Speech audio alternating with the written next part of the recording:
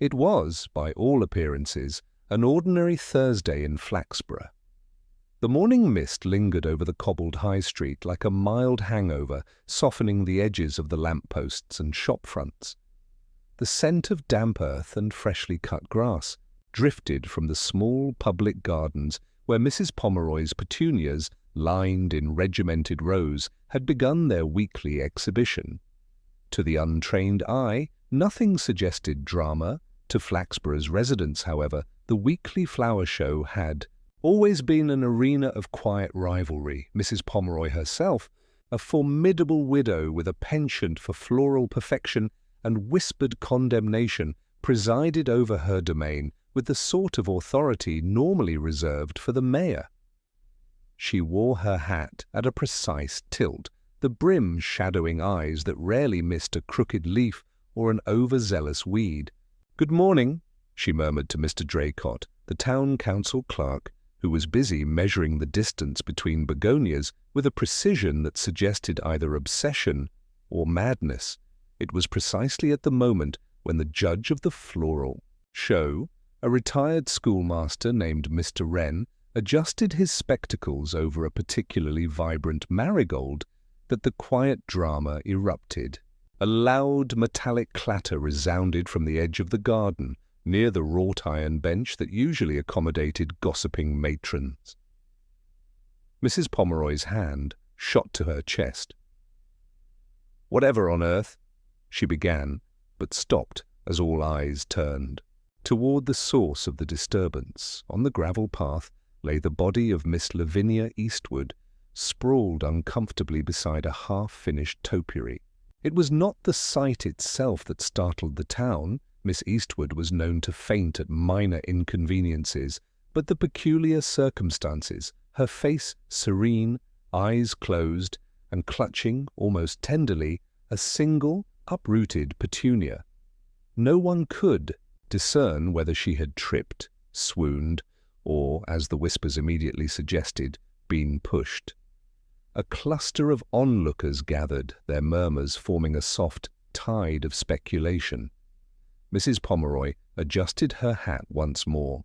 "Lavinia's fainting spells are legendary, of course, but she's never taken one among the petunias before," she said. There was, as always, a hint of accusation in her tone, subtle yet undeniable.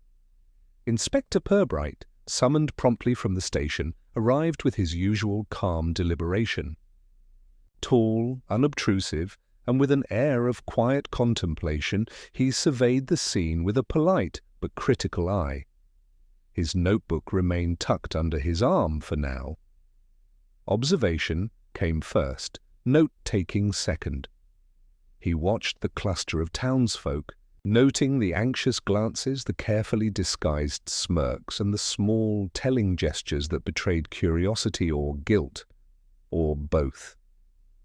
"Miss Eastwood," he murmured under his breath, "and a petunia.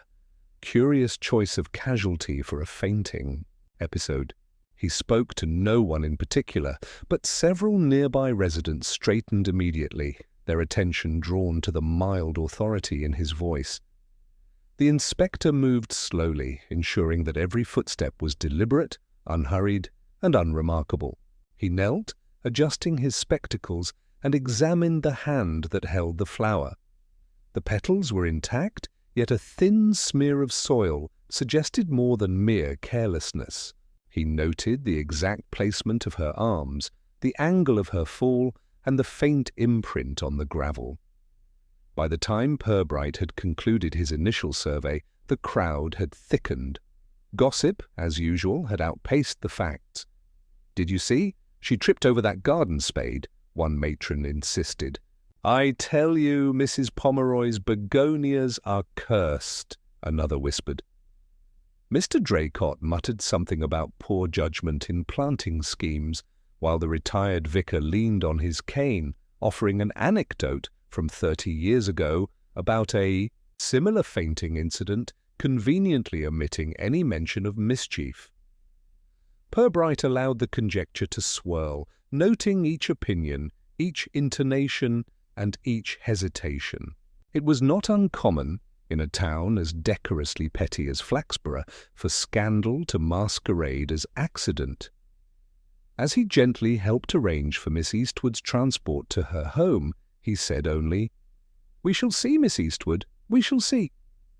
The inspector's arrival did little to quell speculation. Indeed, it seemed to encourage it. The High Street would be talking until dusk, and in every whispered repetition the narrative changed slightly, sometimes dramatically. Yet in his mind, Purbright catalogued each subtle irregularity with a patience reserved for rare puzzles. He was not yet ready to speak of culpability, nor to entertain the notion of malice, but the seed of curiosity, as always, had taken root. The day resumed its gentle rhythm. Shopkeepers arranged their wares, the milkman made his rounds, and the town's social engine churned, quietly absorbing the small, unexpected tremor of Miss Eastwood's faint. And somewhere beneath the soft rustle of leaves and the polite exchanges of concerned citizens, Inspector Purbright began to trace the faint outline of a mystery far more intricate than a simple swoon. By the following morning, Flaxborough had fully absorbed the minor shock of Miss Eastwood's episode. The town, in its usual manner, had reconstructed the event in a dozen differing versions, each flavoured by the teller's temperament and sense of propriety. At the bakery, Mrs. Clutterbuck declared to anyone within earshot that Lavinia had, in fact, tripped over a particularly aggressive petunia root, while Mr. Fenwick, the tobacconist, insisted she had been pushed, and subtly implied the culprit was more likely to be Mrs. Pomeroy herself than anyone else. Meanwhile, the postmistress, Miss Hatfield, had whispered a version so dramatic it involved a fainting, a scream, a rescued spaniel, and a missing silver locket, none of which had the faintest basis in fact. Purbright, as always, had refrained from attending these public recitations. He had spent the morning at his office, quietly reviewing the scant facts, the precise location of Miss Eastwood's fall, the state of the gravel, the flower she had clutched, and the accounts of those present. He was content to let the gossip bloom, understanding, as he always did, that a town's imagination often revealed more about character than about the incident itself. By mid-morning, he took a slow walk to the Eastwood residence, a neat, brick-built house on the quieter side of Mill Lane. The garden there was less disciplined than Mrs. Pomeroy's, but exhibited a charming disorder, with foxgloves nodding among neatly trimmed hedges and lavender sending tendrils of scent through the air. Miss Eastwood was seated in a wicker chair near the window, sipping weak tea, her composure entirely recovered, though a faint pink lingered in her cheeks. "Inspector Purbright," she said, inclining her head politely. "I assure you I am quite well. Just a bit embarrassed, that is all." She smiled, a small, secretive curve of the lips, as if aware of a private joke in which the whole town participated, except her interlocutor. Purbright, noting the careful precision with which she held her teacup, inclined his head. "I am pleased to hear it, Miss Eastwood. Embarrassment, of course, can be as telling as any bruise or cut." He paused, letting the words settle without pushing. She responded only with another delicate smile, neither confirming nor denying. He asked gently about her morning and the moments preceding her fall. Lavinia recounted, with minor embellishments typical of a lady who preferred the theatrical touch, that she had been admiring Mrs. Pomeroy's petunias when the ground seemed suddenly to betray her. Her voice carried no fear, only a subtle insistence on propriety, as though to suggest that fainting in a garden, however inconvenient, was a social faux pas of minor significance. Purbright listened attentively, interjecting occasionally with carefully neutral questions, noting the rhythm of her speech, the hesitations, and the slight flutter of her fingers. "Did you feel unwell at any previous moment that morning?" he asked. "Not at all," she replied, with a polite tilt of the head. Merely a sudden dizziness, quite sudden, quite unexpected. He accepted her response at face value, though mentally he catalogued every nuance, the choice of words, the pause before answering, and the curious attention she paid to the petunia in her lap. It was, he thought, a trivial detail perhaps, yet in his experience trivialities were often the breadcrumbs leading to larger truths.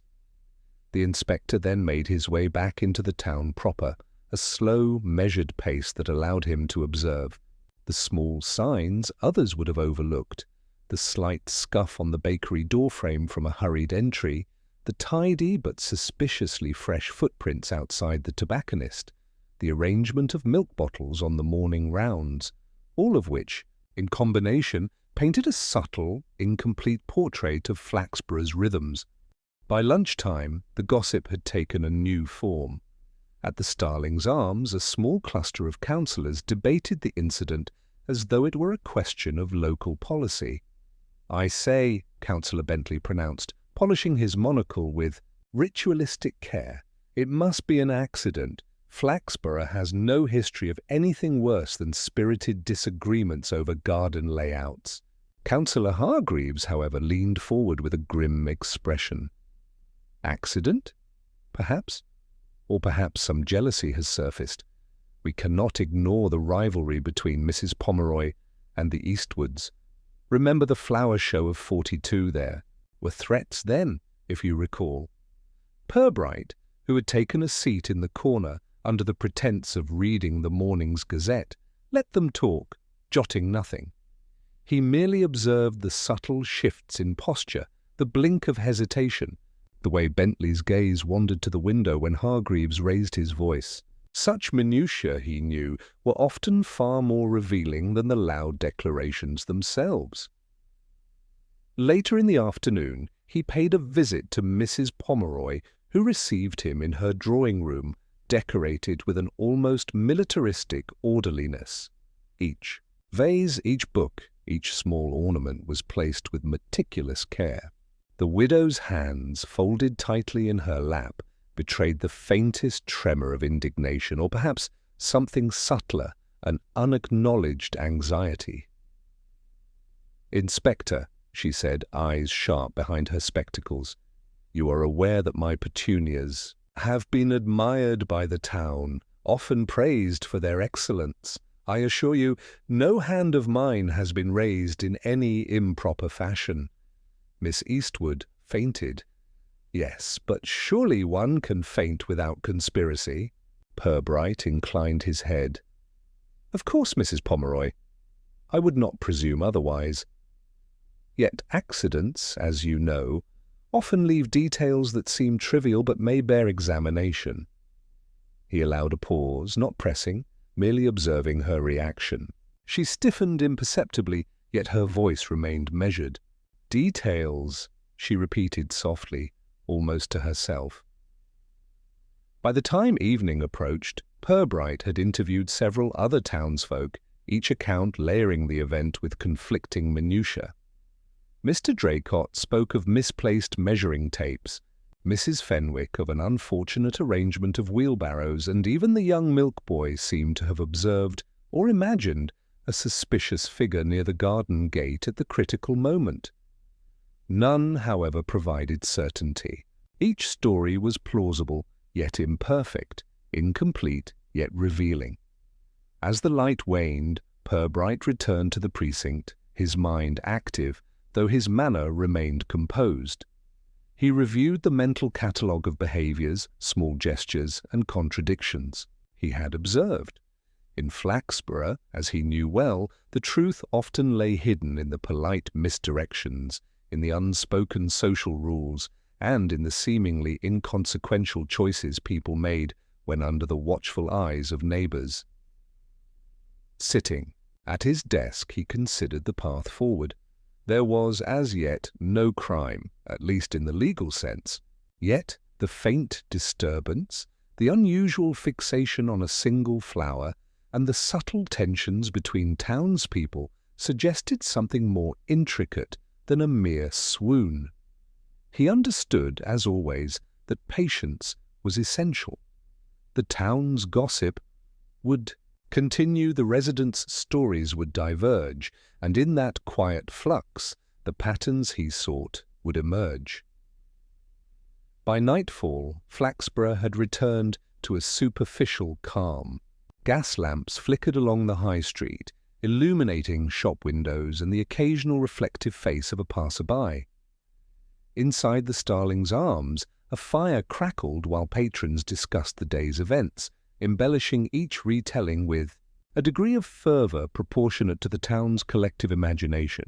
Purbright, meanwhile, reviewed his notes by lamplight, considering each gesture, each hesitation, each tiny, overlooked detail. The faintest discrepancy, a hand clutched too tightly, a glance diverted, could, he knew, be the key that would unlock the sequence of events. Tomorrow, he thought, he would begin the inquiries that required more than observation. Discreet questions, polite proddings, and perhaps a test or two to gauge reactions. But for now, the town had provided him with an abundance of behaviour to examine. And in the quiet of the office, with the evening's chill drifting through the open window, he allowed himself the faintest smile. Patience, he reflected, was the truest instrument of understanding, and in Flaxborough, patience promised to reveal more than any sudden revelation ever could. The stage was set. The following morning, Flaxborough awoke to the sort of gentle drizzle that left pavements glistening and hats firmly in place. The high street, slick with rain, reflected the muted colours of shop fronts and gas lamps, lending a certain drama to the otherwise mundane rhythm of the town. It was under this dampened canopy that Purbright resumed his quiet inquiries, stepping lightly between the puddles while observing the subtle indications of human behaviour. A furtive glance, the way umbrellas were held just so, the pause in a shopkeeper's greeting as if to measure the visitor's intent. By 9 o'clock he had arrived at the offices of the town council, where the atmosphere was thick with hushed speculation. Councillor Bentley, resplendent in a tweed coat that seemed to absorb light, was pacing in short, sharp steps, muttering to himself while occasionally stopping to peer out at the street below. Councillor Hargreaves, calmer in demeanour but equally intent on observation, sat behind his desk, meticulously straightening pens and stacks of paper, his expression betraying a quiet impatience. "Inspector," Bentley began without preamble, "surely we must acknowledge the obvious. The accident, if one can still call it that, was the result of Miss Eastwood's habitual carelessness. She is prone to fainting, everyone knows it. To suggest otherwise borders on scandal." Purbright inclined his head slightly, acknowledging the statement without committing. "I am aware of her history, Councillor Bentley. It is, of course, relevant, yet there are always nuances that require attention." His tone was courteous, neutral, and perfectly calibrated to invite elaboration while concealing his own judgments. Hargreaves leaned forward, fingers lightly steepled. "Nuances, Inspector? What sort of nuances could exist in a fainting spell among petunias?" His eyes, however, betrayed curiosity. "If it were merely dizziness, I would expect no more than a soft fall, but the reports are inconsistent." Indeed, Purbright had noted these inconsistencies during his interviews. The placement of Miss Eastwood's body, the precise soil smears on her hands, the angle of her descent, all seemed minor, yet collectively hinted at some irregularity. He made no comment, simply allowing the silence to press gently upon them, an unspoken prompt for further disclosure. Bentley's impatience soon resurfaced. "Inspector, surely it is neither necessary nor prudent to embroil the town in speculative matters. Miss Eastwood has recovered. What more can be done?" Purbright's gaze, calm and measured, settled on him. The town's peace, counsellor, is often best served by understanding the subtle forces beneath it. One may recover physically while the causes of an event remain unclear. It is my duty to discern whether those causes are accidental or otherwise. Bentley opened his mouth, then closed it, sensing that argument would serve no purpose. Hargreaves, on the other hand, nodded slightly as if conceding a point reluctantly. By mid-morning, Purbright moved on to the next stage of his inquiries, visiting Mr. Draycott at his office. The clerk, ever precise, had prepared what he called a full chronology of the morning in question. The document, a neat series of bullet points and tiny sketches, purported to record the movements of every individual in the vicinity of Mrs. Pomeroy's garden, along with the positioning of every tool, wheelbarrow, and plant pot. "Quite thorough, Mr. Draycott," Purbright said, taking the paper with a polite nod. "I see you have included even the placement of the garden." Spade. "Yes, Inspector," Draycott replied, fingers trembling slightly over the edge of the desk. "One must account for every possibility, even the most trivial. Miss Eastwood's fainting might seem minor, but if overlooked, such things can grow into misunderstandings or worse." Purbright examined the document carefully, noting the meticulous care with which each element was recorded. He asked only a few questions, mostly clarifying positions and timings. What struck him, however, was Draycott's hesitation when he reached the moment describing the half-finished topiary.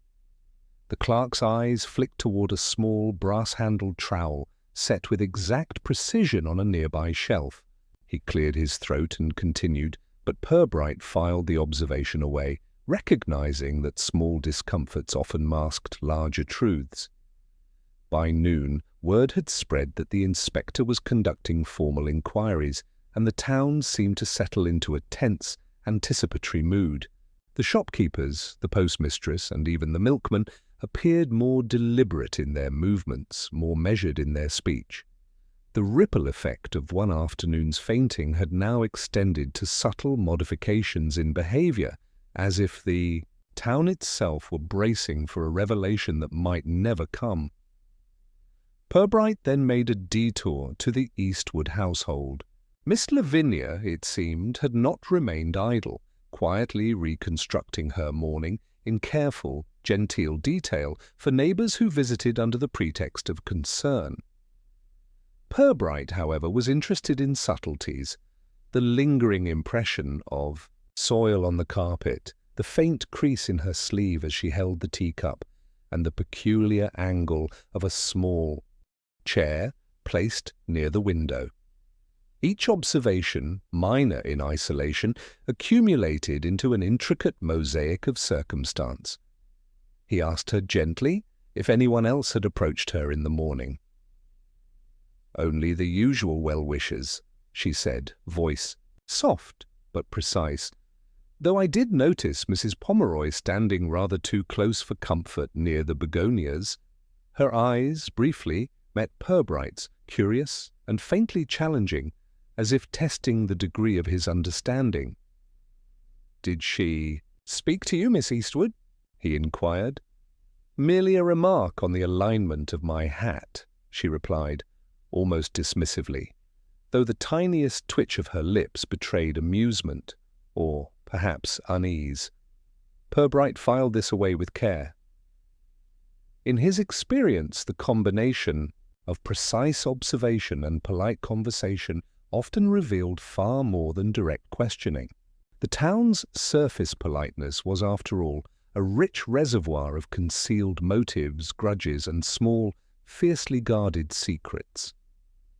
Returning to the precinct in the early afternoon, Purbright reviewed his mental catalogue of behaviours, gestures, and subtle irregularities. Certain details now demanded attention. The trowel, the half-finished topiary, Miss Eastwood's insistence on the petunia, and the proximity of Mrs. Pomeroy during the incident. Each seemed minor, but the inspector knew that in Flaxborough, minor things frequently mattered most.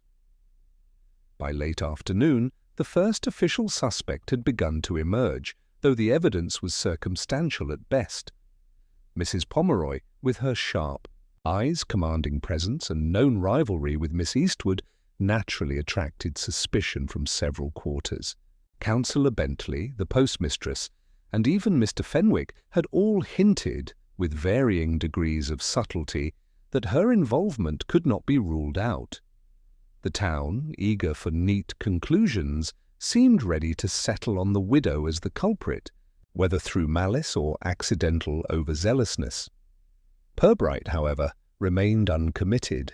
He recognized the convenience of a tidy explanation, but his intuition, honed over years of small-town inquiries, warned him that appearances rarely told the whole story.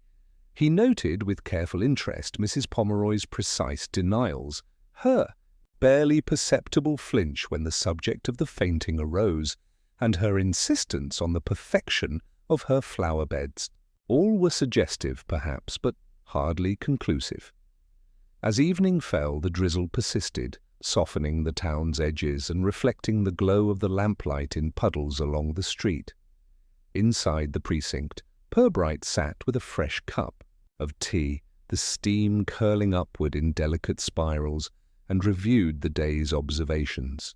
He knew that tomorrow would bring further inquiries, likely more contradictions, and, inevitably, the subtle reveal of human behaviour at odds with polite facades. Flaxborough, he reflected, was a town that prided itself on order, civility, and discretion. Yet beneath the surface, as he had observed time and again, lay a tangle of resentments, envies, and carefully concealed passions. It was here, among the small disturbances and whispered suspicions, that the truth of Miss Eastwood's fall, or something more complicated, would ultimately be revealed. For now the town waited, and Purbright, patient and deliberate, allowed the narrative to unfold according to its own rhythms, confident that each day's observations brought him closer to understanding the subtle choreography of motives at play. The morning that followed was brighter, though still crisp with the lingering chill of early spring. Flaxborough's streets glistened under a pale sun that lent the high street an almost theatrical clarity, illuminating shop windows, cobbled pavements, and the occasional wayward blossom drifting from Mrs. Pomeroy's prized petunias. Purbright, taking his usual measured pace, made his way toward the scene of the incident once more, not with the intention of examining it afresh for gross evidence, but to attend to the subtler traces that might have been overlooked. As he walked, he noted the town's response to the previous day's inquiries. The Starling's Arms had once again become a hub of speculation, and the murmurs that accompanied him through the street had a slightly altered tone, hinting at small adjustments in the narrative. "I told you so," Mrs. Clutterbuck whispered to a friend, her tone sharp yet satisfied. "That Mrs. Pomeroy, she is capable of much more than mere floral pride." Across the way, Mr. Fenwick countered in quieter, insinuating tones that the real story would not be revealed until the inspector's patience ran thin.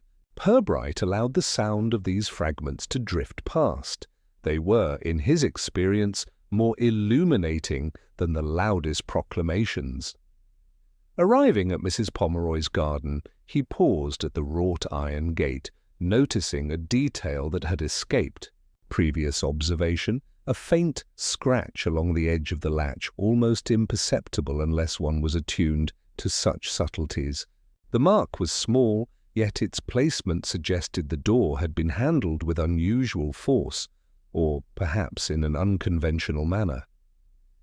He crouched slightly, tracing the path with his eyes, noting the arrangement of petals and the gravel that seemed undisturbed except for the precise spot where Miss Eastwood had fallen.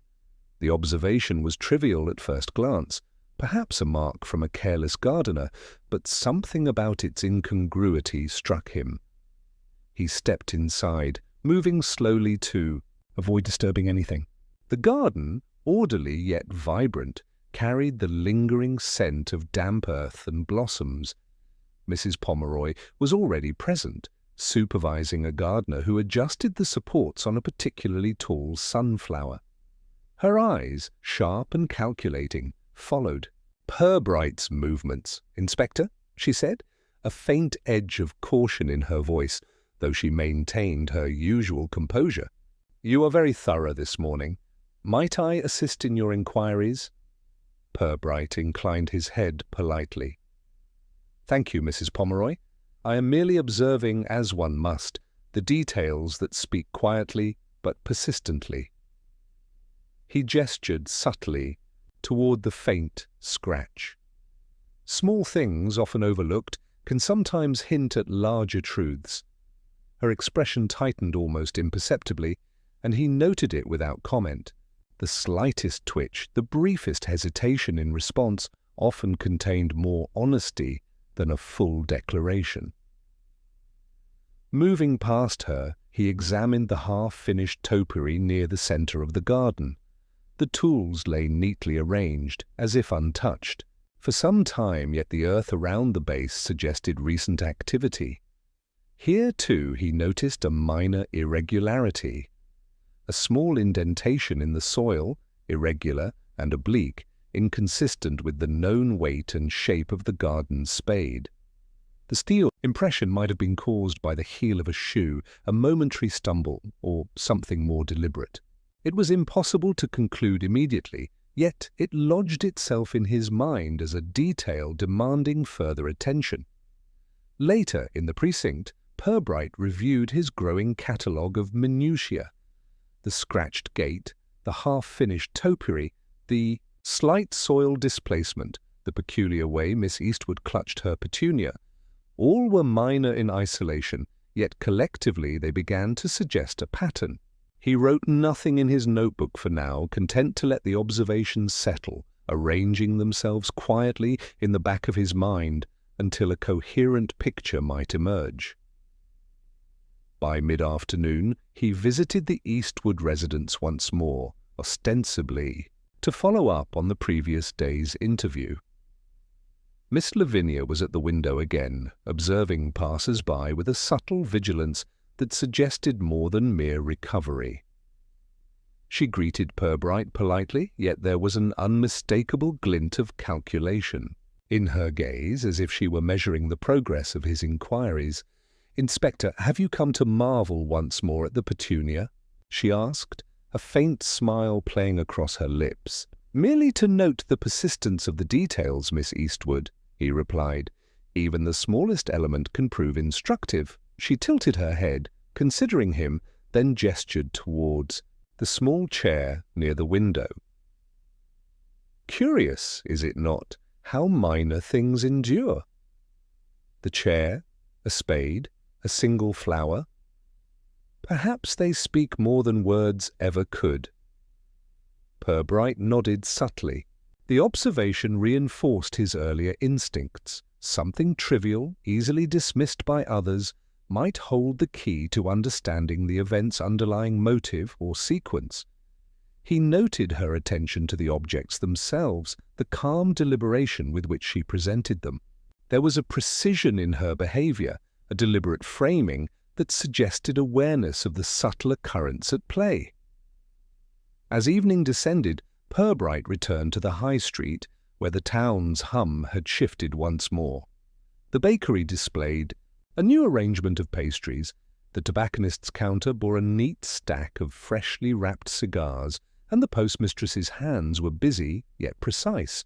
He observed these small, ordinary routines with care, noting the consistent patterns and the tiny deviations. A delivery boy who paused a moment too long at a window, a housewife who adjusted her hat with exaggerated attention, a council clerk who lingered by the pavement as if waiting for someone.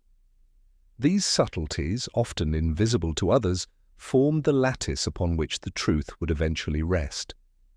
That night, Purbright sat at his desk in quiet contemplation, tea steaming beside him, reviewing the day's encounters. The minor inconsistencies he had observed, trivial scratches, small soil impressions, gestures and glances had begun to form an emerging constellation of questions. None provided immediate answers, yet each hinted at human intention, subtle manipulation, or the concealed interplay of rivalries. The trivial, he reflected, was often the most instructive.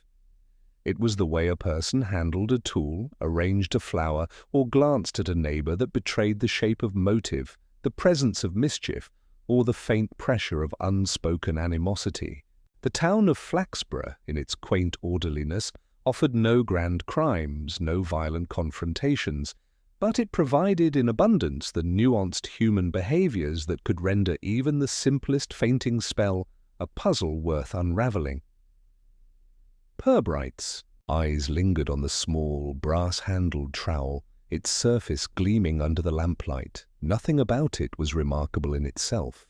Yet in the context of the garden, the fall, and the subtle arrangements of people and objects, it became, he sensed, a thread in a larger weave.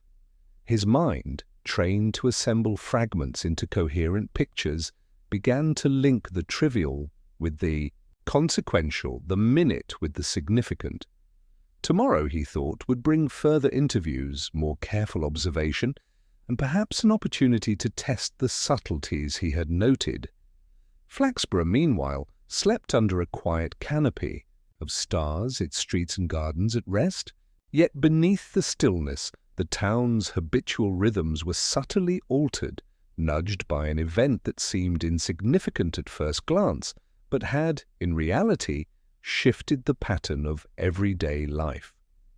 And in the heart of the town, in the calm, deliberate quiet of his office, Inspector Purbright prepared to follow the smallest details wherever they might lead, certain that the trivial, when carefully observed, often revealed truths that eluded even the most obvious conclusions. The morning air in Flaxborough carried a sharp clarity, tinged with the faint sweetness of early blooms and the residual chill of a night frost. It was a morning that encouraged observation, the kind that Purbright relished. He left his office on a purposeful stroll, one designed less to reach any particular destination than to note with meticulous care the subtleties of the town's rhythms. The high street was already busy, shop doors opening with a polite creak, the baker's bell tinkling, and the hum of voices carrying a mixture of gossip and routine. As he walked, he observed the faces that passed, some curious, some anxious, and some carefully neutral, as though the bearer of knowledge could be judged for their interest. Even small details like the slightly misaligned button on a gentleman's coat, or the peculiar stiffness in the gait of a housewife, caught his eye.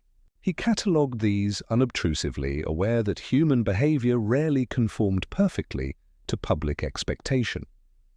By mid-morning, Purbright arrived at the modest shop of Mr. Fenwick, the tobacconist, whose reputation for keen observation and discreet knowledge of the town's undercurrents made him a valuable source of information.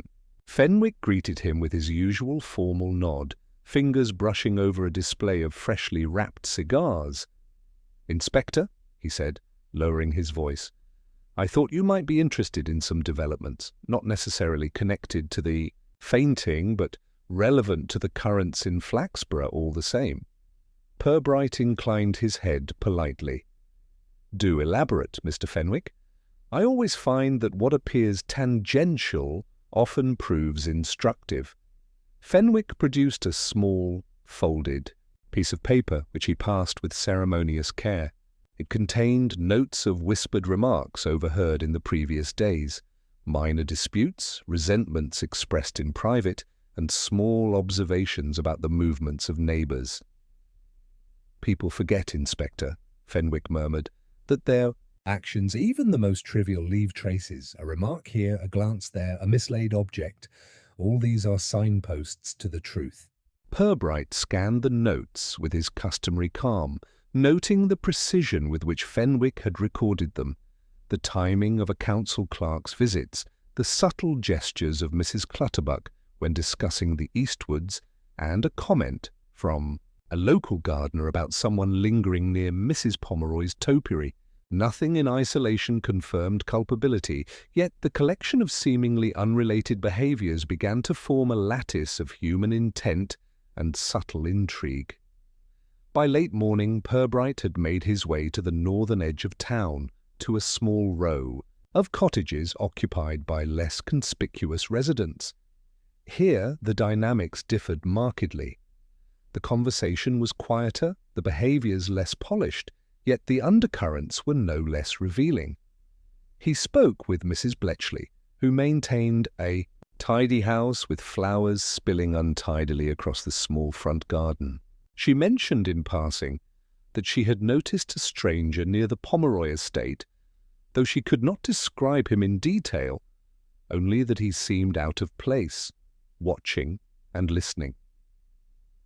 "That might be nothing," she added quickly, reading his expression. "But I thought it worth mentioning." Purbright thanked her and moved on, noting both the information and the hesitancy with which it was delivered. The town, he reflected, was a repository of both truth and fear. People were often careful to preserve appearances even while glimpsing anomalies. Each account, when cross-referenced with others, hinted at patterns that were invisible to casual observers. By midday, he returned toward the center of town, encountering several children playing near the fountain. They were a chorus of innocence and curiosity, their voices carrying through the square, yet even in their seemingly random chatter, Purbright discerned elements of observation. One child mentioned seeing Miss Eastwood leave the Pomeroy garden earlier than she claimed, and another spoke of a shadow moving along the fence. Details perhaps dismissed by adults, but noted carefully by the inspector. At the Starlings' Arms, the day's conversations had shifted again. Councillor Hargreaves discussed the fainting with a visitor from a neighbouring parish, remarking that the entire episode had revealed the delicacy and fragility of social relations in a town as decorous as Flaxborough. Across the room, Mrs. Clutterbuck whispered an alternative theory implicating not Mrs. Pomeroy, but the gardener, whose habitual grumbling and sudden absences were apparently suspicious.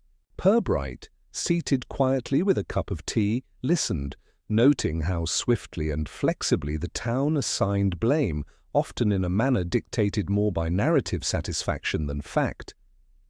By early afternoon, he visited the Pomeroy estate once more, ostensibly to observe the garden in a quieter light. The half-finished topiary, the carefully arranged tools, and the soil around the base all drew his attention anew. This time, he noticed a faint smear on the edge of the brass-handled trowel, subtle yet distinct. It was a mark that suggested handling beyond casual use, perhaps in the moment of an unexpected struggle, or perhaps merely an accident. But its presence, in combination with other details, demanded consideration. Mrs. Pomeroy herself emerged, to tend the petunias, her movements precise, her expression calm. She noted his inspection with a raised eyebrow, yet offered no comment. Her silence, as always, was a communication in itself. Purbright, with his habitual politeness, made no accusation, but observed the careful coordination of her gestures, the angle of her hands, the deliberate spacing of plants, the measured steps along the gravel path. Each movement was catalogued in his mind as though it were a sentence in a language he alone could read. By late afternoon, further interviews had expanded his field of observation. Mr. Draycott, revisiting his office notes, mentioned the arrival of a courier on the morning of the incident, a small, easily overlooked presence that could, in the context of timing and placement, have introduced a complication in the sequence of events. The detail, minor though it appeared, was enough to unsettle the neat narrative the town had already constructed around Mrs. Pomeroy's supposed culpability. Meanwhile, Purbright noted subtle interactions among the town's residents that suggested a network of small grievances and latent envy. The baker's assistant, previously silent, fidgeted when discussing Miss Eastwood's movements. The postmistress avoided eye contact when Mr. Fenwick's observations were mentioned. Even the milkman seemed to alter his usual route, lingering at particular doorsteps with slightly exaggerated care. Each observation reinforced the notion that the town's social equilibrium was delicate, easily disrupted, and rich with small, telling contradictions. By evening, Purbright returned, too, his office with a growing sense of the complexity surrounding the incident. The trivial scratches, the faint smears, the hushed remarks, the minor inconsistencies in reported timelines, all of these had begun to coalesce into a framework of possibilities that extended far beyond the neat story the townsfolk preferred. Mrs. Pomeroy, the gardener, Miss Eastwood herself, and even peripheral figures like the courier or Mr. Draycott could not be dismissed outright.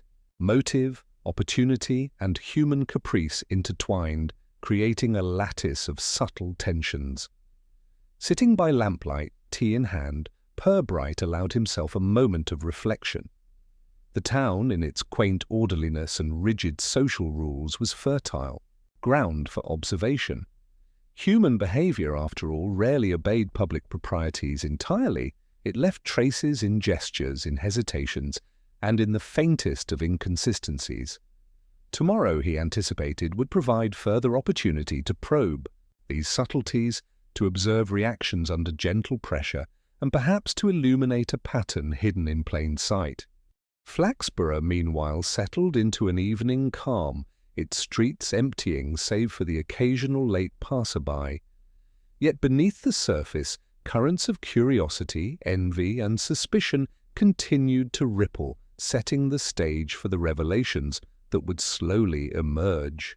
Purbright, confident in the value of patience and quiet observation, prepared for another day in which the mundane and the trivial might converge to reveal truths otherwise obscured by the polite facades of a small town. The morning air in Flaxborough carried a damp freshness, the remnants of a light overnight drizzle clinging to cobbled streets and flower-laden windowsills. Purbright, noting the subtle change in atmosphere, moved with his customary deliberation through the high street, observing the minute ways in which townspeople adjusted their routines. Shopkeepers seemed slightly more watchful, their greetings cautious, while the children who played near the fountain seemed to dart about with a nervous energy that suggested rumours had spread further than anyone admitted. By mid-morning, Purbright found himself walking toward the Eastwood residence, intending to follow up on the observations he had collected over the previous days. The house, neat as ever, presented an almost theatrical calm, yet, as he approached, a small commotion became apparent. Mrs. Fenwick, the housekeeper, was speaking rapidly to a gathering of neighbours on the doorstep, her voice tight with alarm. "It's Miss Eastwood again. She's taken a turn." Purbright quickened his pace, maintaining a calm exterior while noting the reactions of those around him. The neighbours, though concerned, carried the unmistakable undertone of fascination that accompanies the unexpected and the dramatic in a small town. "Perhaps another faint," one whispered, while another speculated about a sudden illness, and a few offered sympathetic but subtly judgmental glances toward Mrs. Pomeroy's estate across the street, as though the fault for all mishaps might somehow be traced there. Inside, Miss Lavinia Eastwood sat upright in her armchair, a faint flush colouring her cheeks, and an air of composure that belied the flurry of concern around her. She acknowledged Purbright's presence with a small nod, as though inviting him to witness, rather than intervene, the unfolding episode. "Another dizziness, Miss Eastwood?" he asked gently, his tone measured, unobtrusive, yet attentive. "Something of that sort, Inspector," she replied. "But I assure you it is no cause for alarm, merely a momentary lapse. I am quite all right." Her voice carried an odd combination of serenity and precision, the careful modulation of someone accustomed to the scrutiny of an observant audience. Purbright, attentive to subtleties, noticed the slight twitch of her fingers as they rested on the arm of the chair, the way her gaze lingered just beyond the window, as though tracking unseen movements, and the faint displacement of a petunia she held in her lap. The repetition of minor elements, the flowers, the posture, the gestures, suggested a deliberate orchestration rather than a purely accidental occurrence. As he surveyed the room, a sound from the garden drew his attention. A faint clatter, almost imperceptible, as though a small tool had been displaced. Purbright noted it carefully, observing the alignment of flower pots along the sill and the subtle indentations in the soil, each a testament to human activity, both deliberate and unconscious. His experience suggested that these details, seemingly trivial, could hold the key to understanding both motive and circumstance. Later that morning, he visited Mrs. Pomeroy, who greeted him with her usual composed formality, though her eyes betrayed a fleeting tension.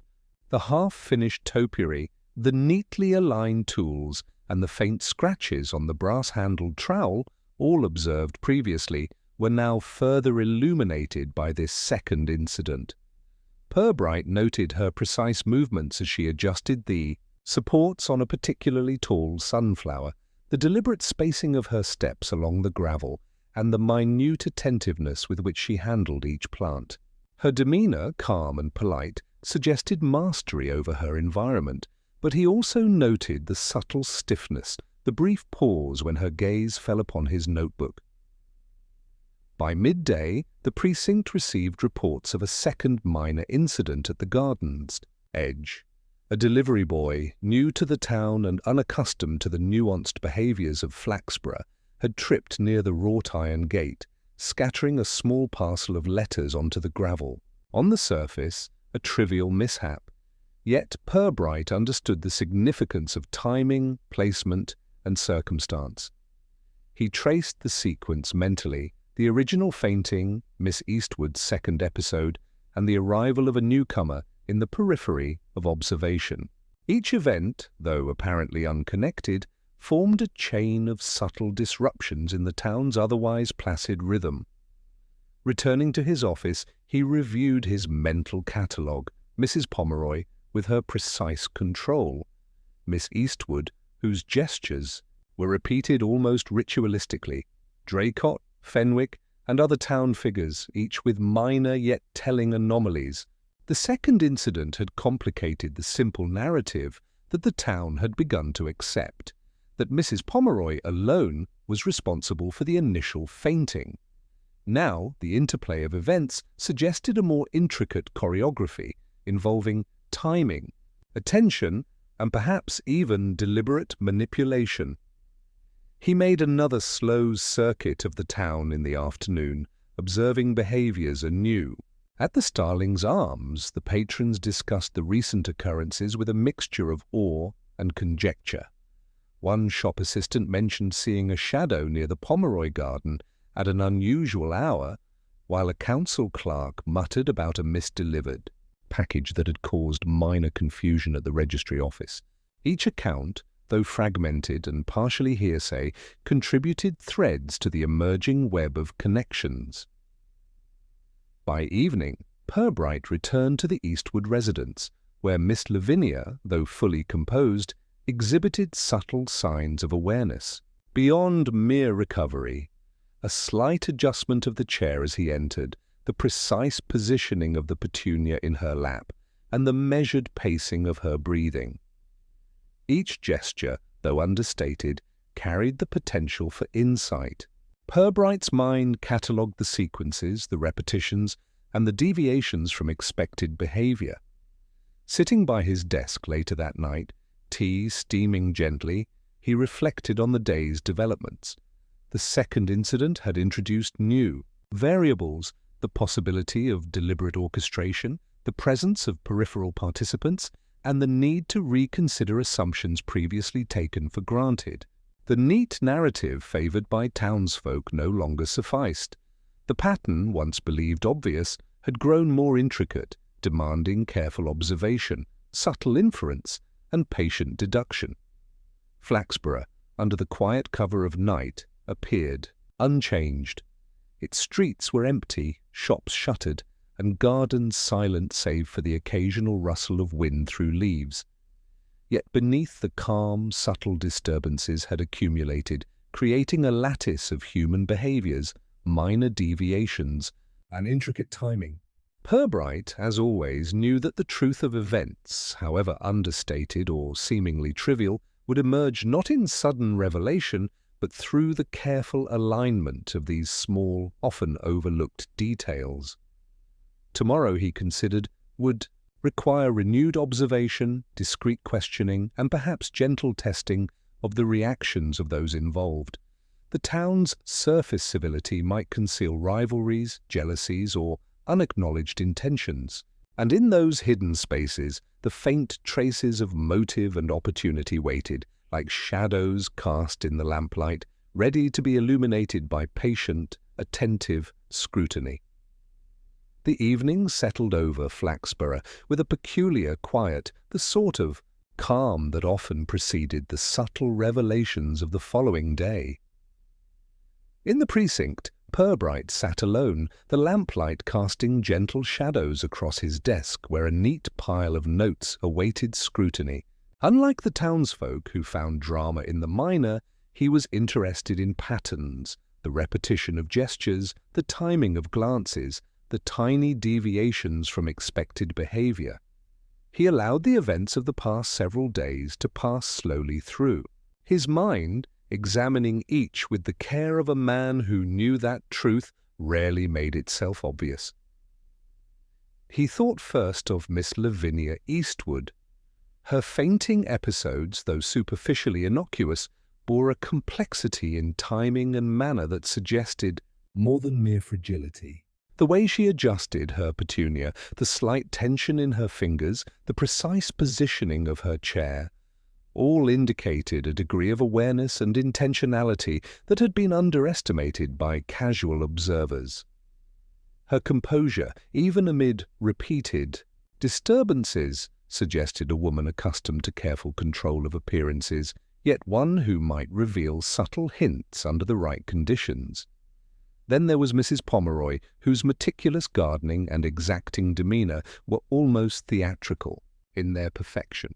The scratches on the gate, the faint smears on tools, the careful spacing of her plants, each detail implied discipline, yet in combination with the minor anomalies surrounding Miss Eastwood's fainting, they hinted at the possibility of minor, inadvertent, or perhaps deliberate interference.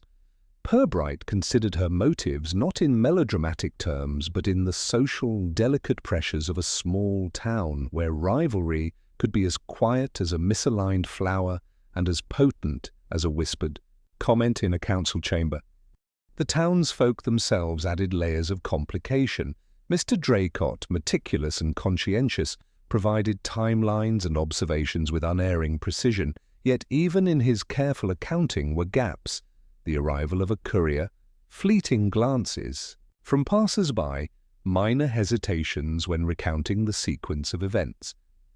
Mr. Fenwick, observant and discreet, offered fragments of overheard remarks and small interactions that carried weight far beyond their apparent triviality, and the children, with their innocent observations, noticed deviations adults overlooked, offering glimpses of truth wrapped in naive exaggeration. Purbright's mind traced the chain of events in careful sequence. The initial fainting, Miss Eastwood's repeated episode, the arrival of the courier, the movements of Mrs. Pomeroy, and the minor accidents along the garden path. Each element, trivial alone, gained significance in the interplay of human behavior and circumstance. He considered the psychology of the participants, the way pride and social expectation influenced actions, the subtle pressure of observation, and the unconscious need to maintain appearances in a town where gossip carried the weight of judgment. He pondered the nature of deception in Flaxborough, not the dramatic concealment of a crime, but the quieter forms, the the carefully timed gesture, the deliberately rehearsed smile, the manipulation of minor details to influence perception. He reflected on how small tensions, an unspoken rivalry over flowers, a fleeting jealousy of attention, or a minor grievance long held, could influence behavior in ways that were subtle yet determinative. In his experience, these gentle ripples of human motivation often led to the most revealing evidence. Later, he reviewed the spatial dynamics of the incidents, the garden layout, the position of paths, the angles of observation from neighboring houses all provided opportunities for unintended observation or deliberate manipulation. He considered the peculiar scratch on the wrought iron gate, the faint indentations in the gravel, and the half-finished topiary. None constituted direct evidence, yet each could suggest pressure, movement, or interference that required careful interpretation. The question was not simply who had caused the fainting, but how the sequence of events had unfolded in the complex social choreography of the town. Purbright then allowed himself to reflect on human nature in general. People often acted to preserve dignity, to avoid embarrassment, and to maintain social balance, even when their inner motives were more capricious. In a town such as Flaxborough, these tendencies created a lattice of behaviors where truth was, interwoven with habit, etiquette, and subtle rivalry. A gesture as small as the angle of a hat or as minor as the placement of a garden tool could convey volumes if one possessed the patience to read it. He considered testing these subtleties, devising gentle ways to prompt reactions without alarm or confrontation. Polite questions, seemingly casual remarks, or orchestrated observations could reveal what casual interrogation might not. He planned to observe responses to controlled stimuli, perhaps a comment about the topiary, an inquiry into the timing of the courier, or a discussion of Miss Eastwood's fainting framed in neutral terms. The goal was not to corner anyone, but to allow natural reactions to illuminate inconsistencies, hesitations, or unguarded behavior. As night deepened, Purbright's thoughts returned to the second incident and its implications. The pattern of events suggested not a simple accident, but an interweaving of circumstances, minor actions, and perhaps small interventions by various participants. Miss Eastwood's fainting, Mrs. Pomeroy's meticulous care, the movement of the courier, and the observations of peripheral townsfolk all demanded careful interpretation. Each would contribute to a broader understanding of motive, opportunity, and sequence when analyzed with patience and attentiveness. He poured another cup of tea and leaned back, reviewing in his mind the subtleties that others dismissed, the faint smears on the garden trowel, the careful positioning of chairs, the half-hidden expressions of Mrs. Pomeroy and Miss Eastwood. It was, as he reflected, a dance of civility and minor deception, played out with impeccable propriety. The challenge, he knew, was to discern the underlying choreography, to understand who acted intentionally, who acted negligently, and who was merely swept along by circumstance. Finally, he allowed himself a quiet satisfaction. The town's apparent order concealed a web of motives, minor rivalries, and subtle interactions. The truth, he believed, would emerge not through hasty conclusion, but through patient attention to behavior, timing, and social nuance. He reviewed the catalogue of observations once more, noting the points that required further scrutiny and the minor inconsistencies that might serve as keys to understanding. The next steps, he realized, would involve careful testing of these subtleties, prompting reactions and observing responses with the understated precision that had always guided his investigations. Flaxborough slept under the hush of early night, its streets empty, save for the occasional muffled footstep and the distant barking of a dog. Yet beneath this calm, subtle tensions continued to ripple, awaiting the careful attention of a man who could perceive the significance of gestures, the weight of unspoken words, and the meaning of the smallest detail. In the quiet of his office, with notes arranged and observations catalogued, Purbright prepared for the next day, a day in which insight, patience, and the unassuming precision of human behavior might begin to reveal the hidden truths behind Miss Eastwood's fainting and the peculiar disturbances of the town. The morning air carried a crispness that seemed to sharpen observation itself, a clarity that Purbright found particularly conducive to subtle inquiry. Flaxborough moved with its accustomed quiet diligence, the baker arranging his loaves, the tobacconist polishing his counters, the children skipping along the pavement with the measured energy of those under close parental supervision. Yet beneath this ordinary rhythm Purbright detected the undercurrents he had begun to catalogue: slight hesitations, brief glances, small gestures that, when observed in sequence, hinted at the town's intricate web of proprieties and concealed tensions.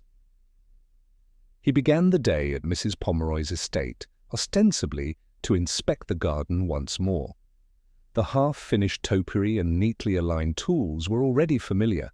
Now he aimed to provoke the faintest reaction, to gauge awareness, and perhaps elicit the unguarded movement that might reveal more than any direct question could.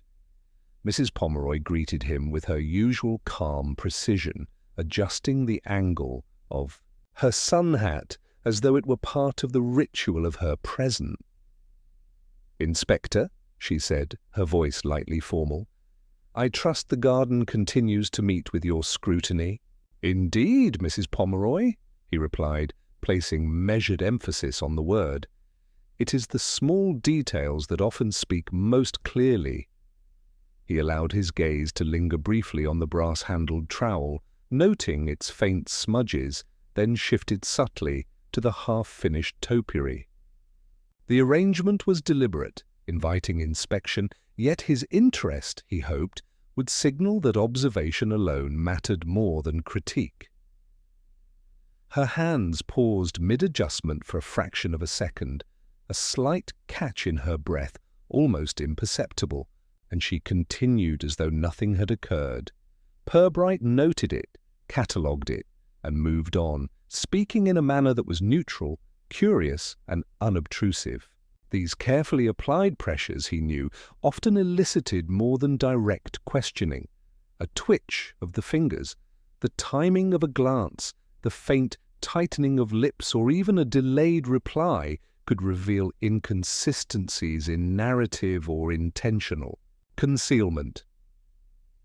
By late morning, he made his way to the Starling's Arms, where the town's informal network of observation and gossip thrived.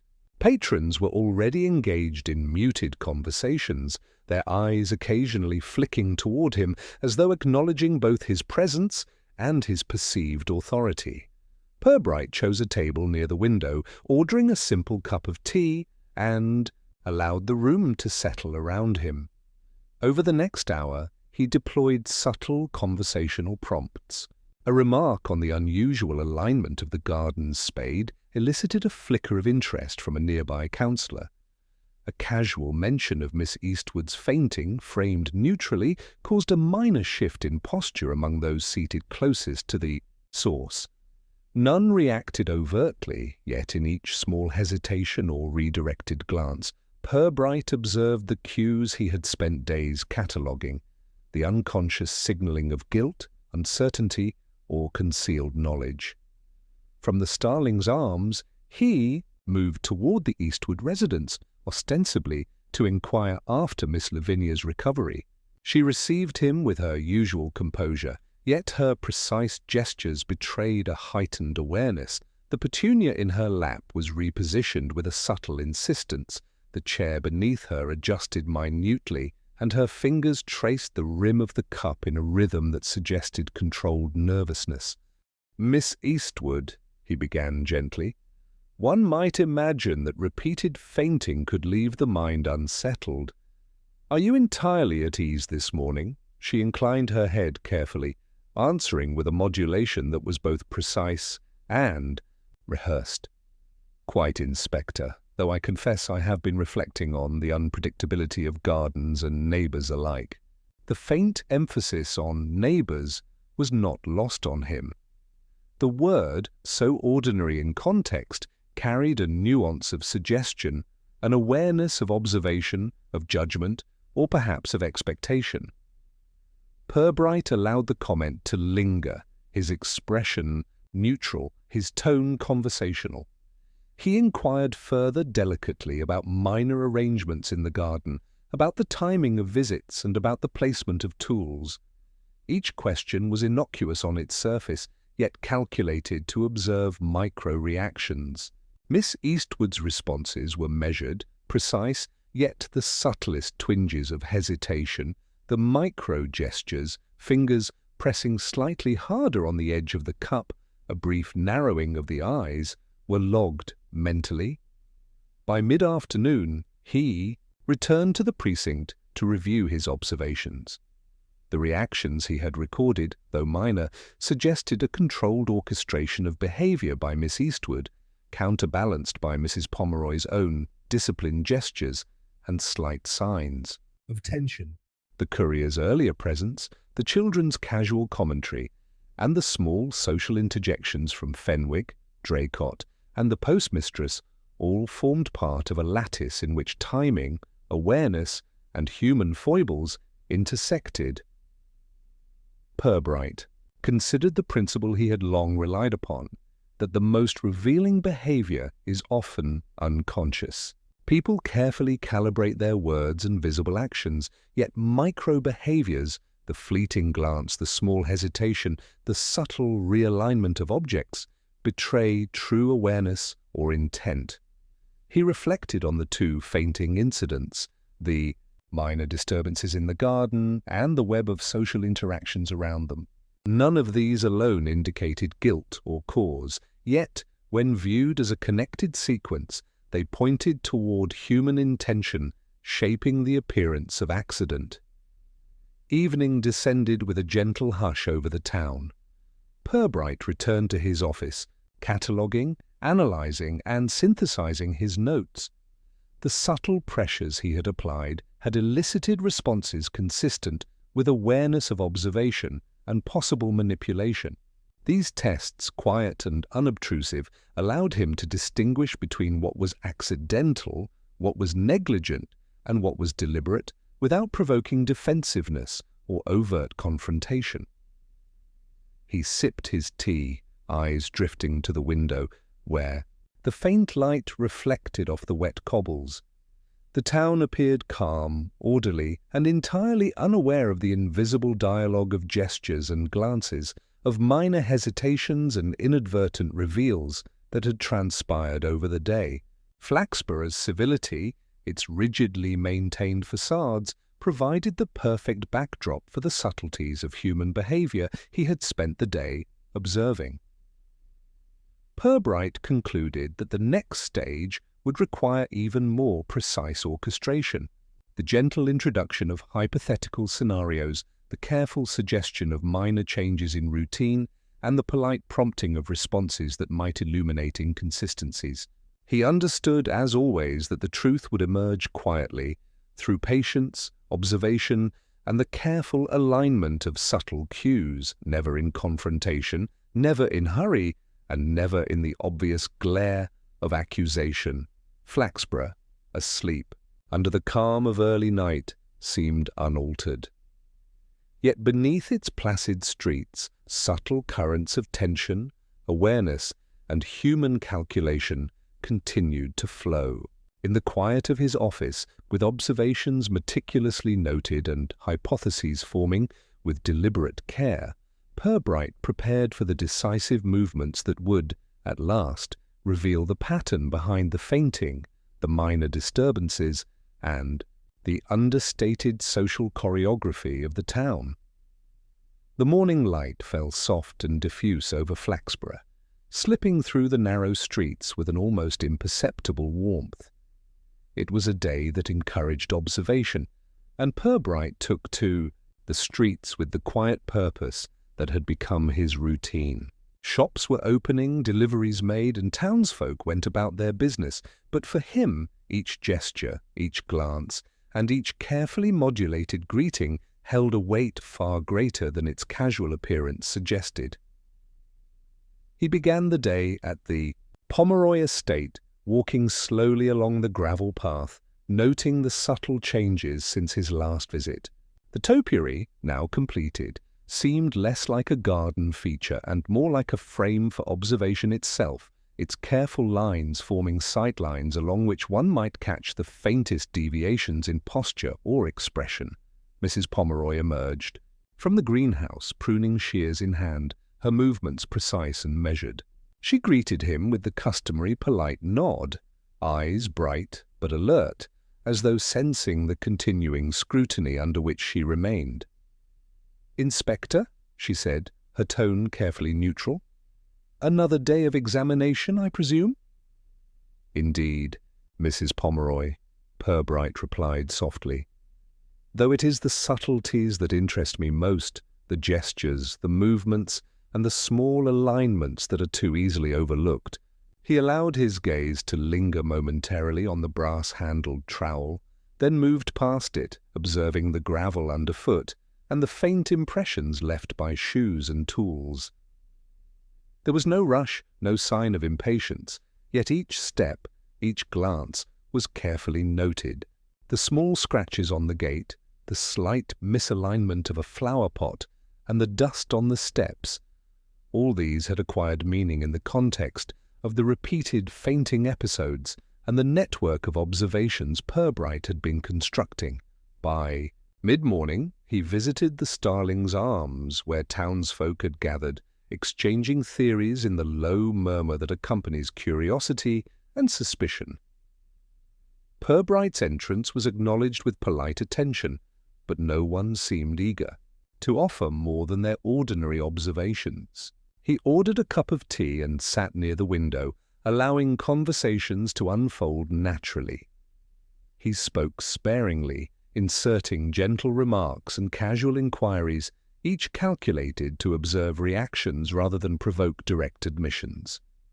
A comment about the alignment of the topiary drew a subtle glance from Mrs. Clutterbuck, who immediately diverted her attention, while a neutral observation about Miss Eastwood's repeated episodes caused the slightest tightening of the council clerk's jaw. These small reactions, carefully catalogued, allowed Purbright to discern the underlying tensions and insecurities that the town's civility often masked. By early afternoon, he made his way to the Eastwood residence. Miss Lavinia Eastwood received him with calm composure, though the careful positioning of the petunia in her lap, the precise angle of her chair, and the minutely controlled gestures of her hands betrayed a heightened awareness. She listened attentively as he engaged in neutral conversation, speaking of gardening, deliveries, and minor events, all designed to gauge responses and uncover subtleties in behavior. "Miss Eastwood," he said gently, "one begins to appreciate how small details can accumulate into a pattern, revealing more than we might initially suppose."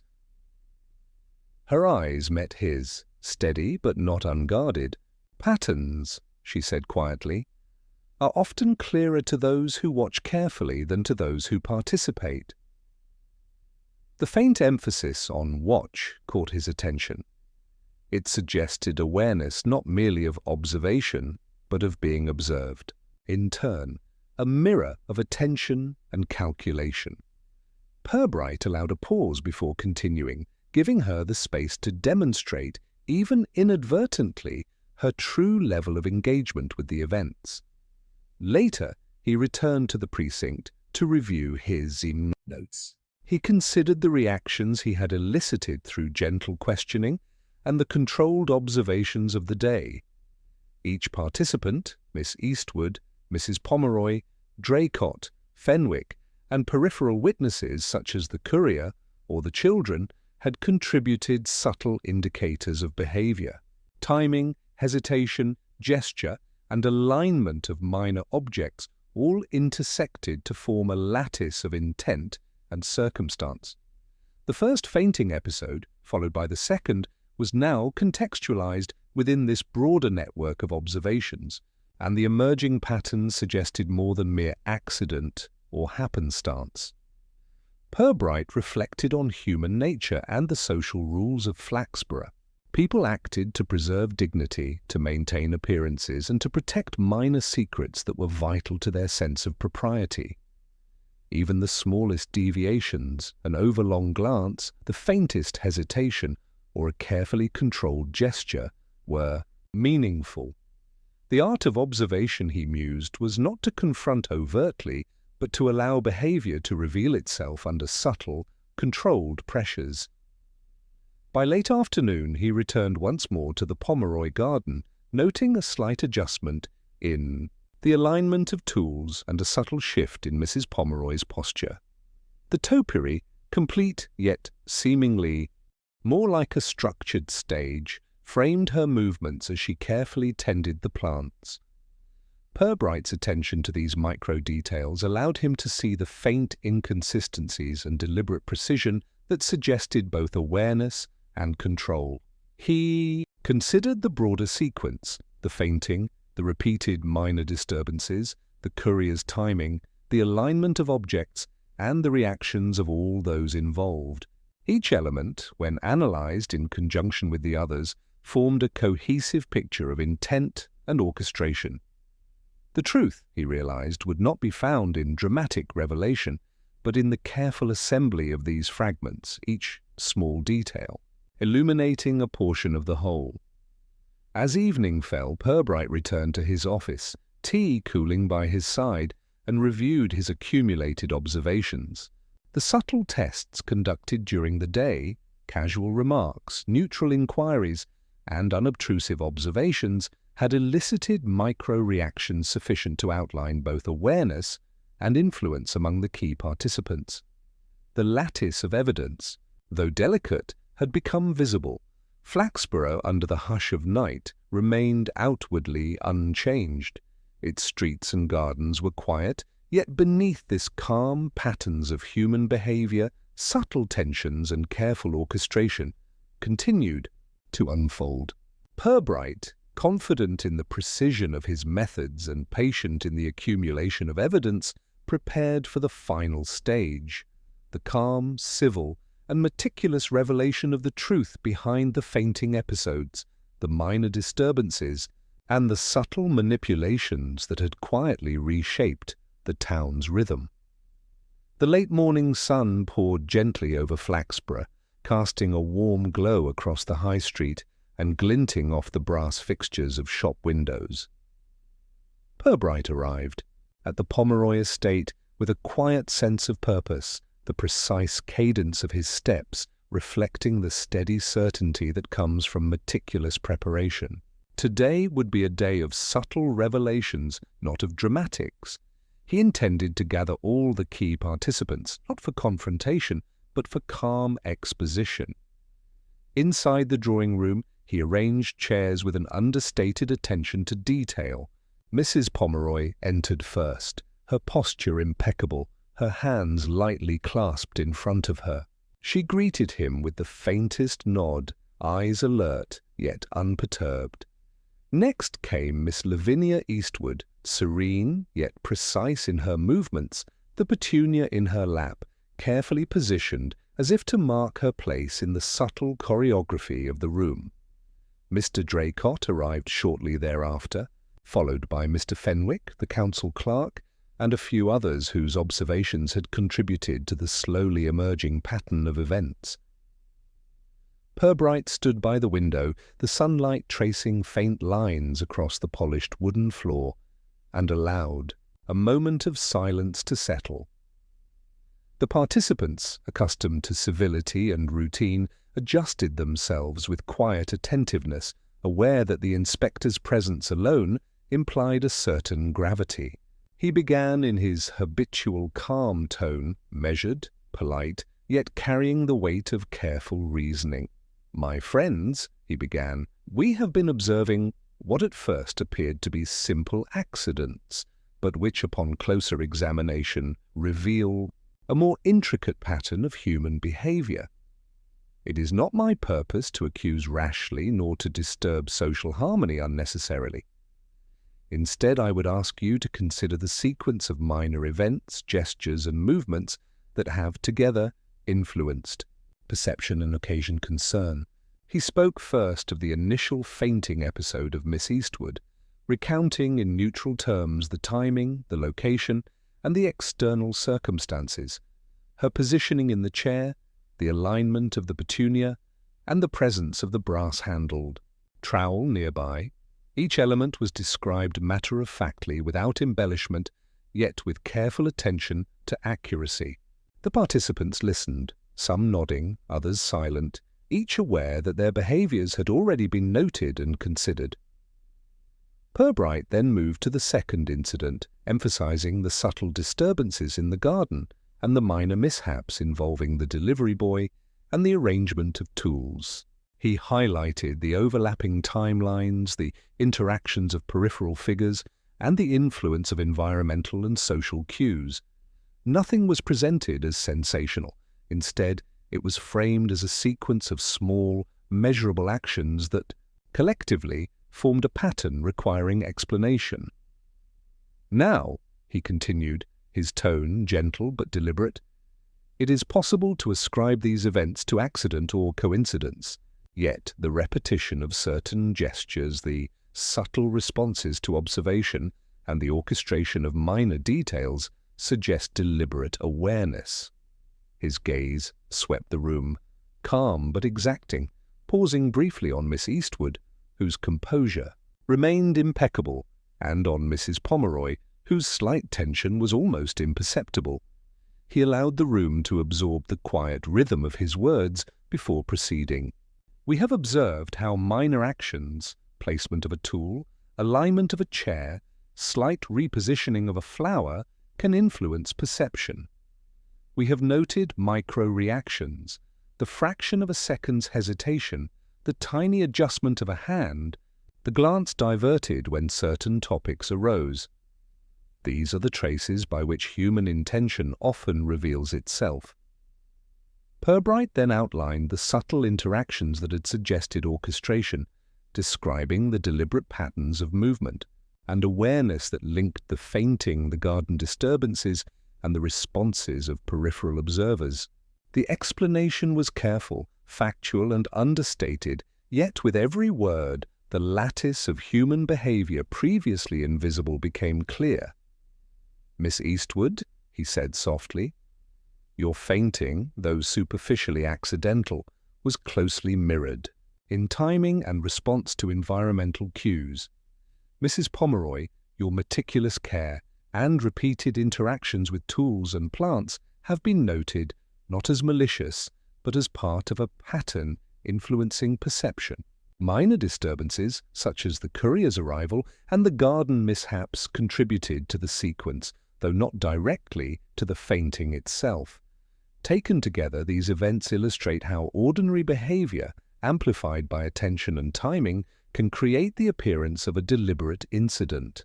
He paused, allowing the calm weight of his explanation to settle, then turned to the remaining participants. "Each of you contributed, knowingly or unknowingly, to the subtle interplay of observation, timing, and reaction. The patterns that seemed curious or alarming were, in truth, a consequence of careful human behavior, amplified by circumstance and social expectation." The room remained silent for a moment, each participant digesting the implications. Miss Eastwood's hands relaxed slightly. The petunia shifted imperceptibly in her lap. Mrs. Pomeroy adjusted the angle of her sun hat with the smallest exhalation, and Mr. Draycott, ever meticulous, nodded faintly in recognition of the clarity now provided. Fenwick, whose keen observations had helped assemble the picture, allowed a thin smile to appear at the corner of his mouth. Purbright concluded with his customary calm reflection. The town of Flaxborough, with its civility, its propriety, and its attention to decorum, often masks the subtleties of human interaction. What may appear as accident, or even mischief, is frequently the product of ordinary people responding to circumstances, each with their own priorities, habits, and small idiosyncrasies. Understanding these nuances allows us not only to perceive events accurately, but to maintain the social harmony upon which our town relies. There was a final silence, and in it the satisfaction of clarity, subtle but complete. No accusation had been made, no one embarrassed, yet the truth lay plainly before them, discernible in the pattern and the calm reasoning that Purbright had, as always, patiently brought to light. Flaxborough remained outwardly unchanged, but beneath its placid surface, the rhythm of observation, behavior, and subtle awareness had been acknowledged, leaving each participant more conscious of both themselves and their neighbours. Purbright, having provided the explanation with quiet precision, allowed them a final moment of reflection before gathering his notes and preparing to leave, confident that the truth had been revealed without disrupting the town's decorum. Morning in Flaxborough carried an unremarkable clarity, the type of calm that suggested nothing out of the ordinary. And yet, for those who had been quietly attentive over the past days, the town had subtly shifted. Streets remained tidy, shops opened promptly, and the familiar routine of deliveries and errands proceeded with the customary precision. Yet the echoes of the recent events, the faintings, the garden disturbances, and the gentle revelation by Purbright had left a faint but persistent alteration in the town's rhythm. Purbright began the day at his office, where sunlight filtered. Through the half-drawn blinds and dust motes drifted lazily in the quiet. He sipped his tea, reviewing the notebook that catalogued every minor observation, gesture, and remark that had contributed to his understanding. The events of the previous days now formed a coherent picture. The faintings had been real, yet their circumstances had been orchestrated by ordinary human behavior, amplified by awareness, timing, and the subtle interactions of the town's social lattice. As he stepped out into the streets, the townsfolk greeted him with the calm civility he had come to expect. There were nods, polite inquiries about health, and casual remarks about the weather, all of which carried a faint undercurrent of acknowledgement, the recognition that the unusual incidents had been observed, considered, and quietly resolved without scandal or drama. Mr. Draycott, the council clerk, offered a slight smile as Purbright passed, and Fenwick gave a discreet nod, their expressions betraying a mutual understanding that the subtle tensions had been gently untangled. Purbright decided to make a brief circuit of the town, moving slowly along the high street and into the lanes where the events had quietly unfolded. At the Eastwood residence, Miss Lavinia tended her petunia with the same precision as before, yet her movements carried a relaxed air, a subtle sign that the tension imposed by recent scrutiny had been alleviated.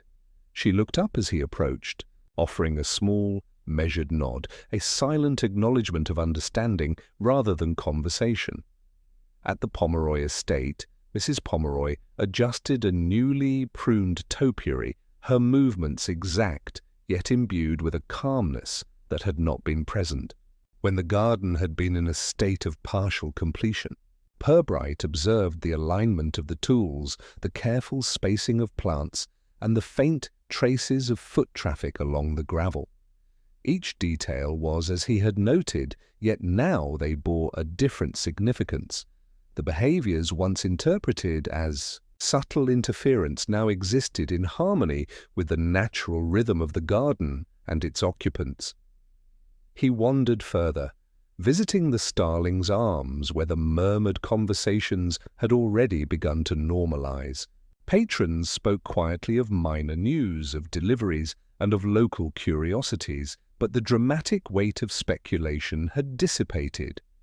The town's intricate web of observation and rumour had in effect been reconciled with a clear understanding, leaving only the gentle amusement that accompanies recognition of human foibles.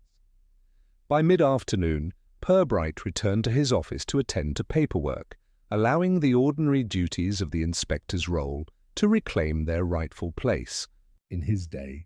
The reports he drafted were meticulous, concise, and free from embellishment, reflecting both the civility of Flaxborough and the subtle truths he had uncovered.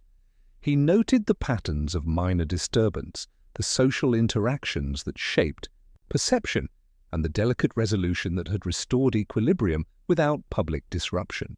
Later, he reviewed the social landscape of the town, considering the enduring influence of small-town dynamics, how reputations were maintained, how minor rivalries persisted beneath civility, and how attention to gesture, timing, and human nuance allowed subtle truths to emerge.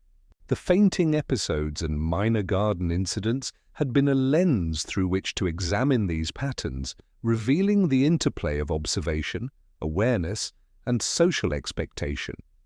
Purbright's satisfaction was quiet but profound. The equilibrium of the town had been preserved, the underlying behaviors understood, and the delicate balance of civility maintained. As evening approached, the streets of Flaxborough fell into their customary quiet. The lamplighters moved methodically, casting warm circles of illumination on cobblestones and pavements. Shop windows reflected the soft glow, and the town appeared to settle, content in its habitual order.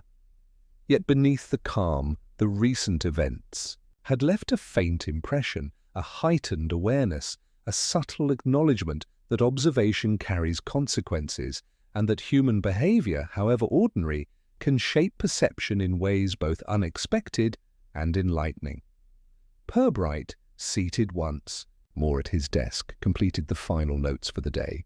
His pen traced neat lines across the paper, summarizing observations and reflections, the culmination of days of careful scrutiny, subtle testing, and patient deduction. Outside, the town rested, unchanged in outward appearance, yet quietly altered. In the understanding of those who had participated, knowingly or unknowingly, in the sequence of events that had so quietly disrupted its routine. He closed his notebook, set aside his pen, and allowed a moment to savor the stillness. Flaxborough, in its characteristic civility and understated charm, had resumed its ordinary pace, yet beneath the surface lay the gentle awareness of subtle truths, now fully perceived but tactfully unspoken.